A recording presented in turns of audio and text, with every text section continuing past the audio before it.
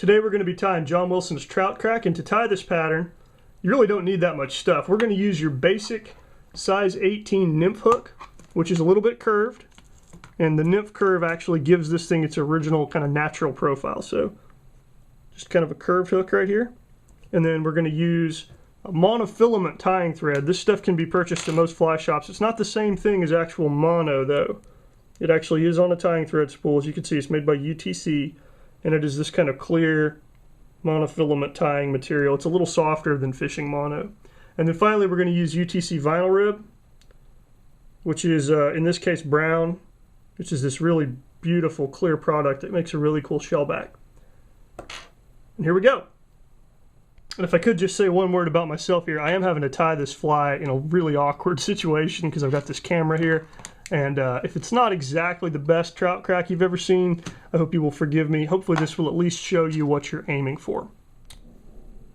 Okay, you're going to start your thread right here at the eye. And you want to go ahead and pinch it on there pretty tight because this monofilament tying thread really does like to slide quite a bit.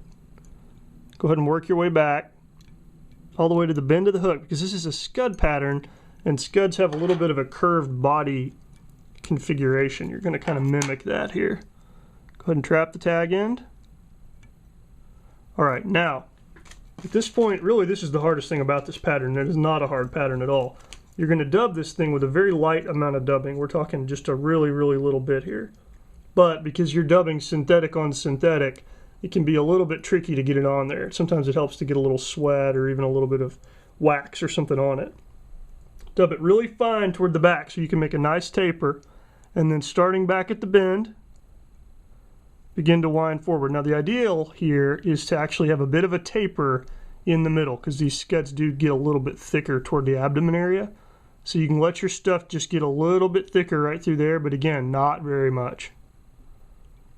And then as you get here toward the eye, this is kind of the trickiest part. You need to tease out the little bit that you're not going to need. Typically you'll have a little too much, and just make a nice, fine, tight dubbing whirl right there at the eye to finish off with. And if you don't get it all, it's really not the end of the world. These things don't have to be perfect because you're going to make them a little bit leggy. Now, once it's fully dubbed, this is the part where you need this cool vinyl rib stuff.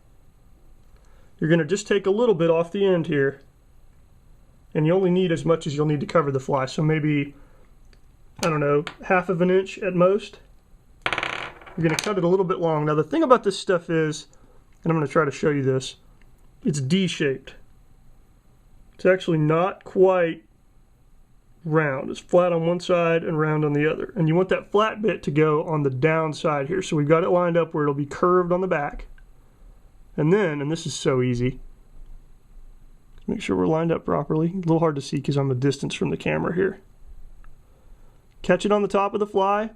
Make a wrap here to lock it in at the eye. You may have to pick up a little thread. Maybe 2 wraps there. Get it kind of tight. And then you're going to space these out and segment your way back down the body. Go all the way back to the abdomen here. Make a couple locking wraps. And then here's kind of the trick, and this is really a matter of your own personal opinion. You can whip finish right now, which I like to do. I do a little extra whip finishing with this fly because you've got this slippery mono. Just maybe 3 turns. But then don't cut your thread just yet because you may want to redo this. You're going to tease that little bit out of the end right there and cut it off flat. You're going to do the same thing at the eye. Also taking any excess dubbing that you may still have up there. Little dicey for me because again I'm a pretty good distance back from here. Now if you find you've got just a little bit of a hump back there, which I still do, it's okay to kind of tie it up a little bit with this excess tying thread, and then you're going to whip finish for real. You whip finish at the rear of this fly. Now I like this pattern in 16 or 18. This is an 18 right here, and it does make a nice little kind of swimmy insect. In the water, see scuds flatten out, so that looks like a really naturalistic scud pattern. See how the light catches it? It just really glows in the water. Almost like a little caddis worm.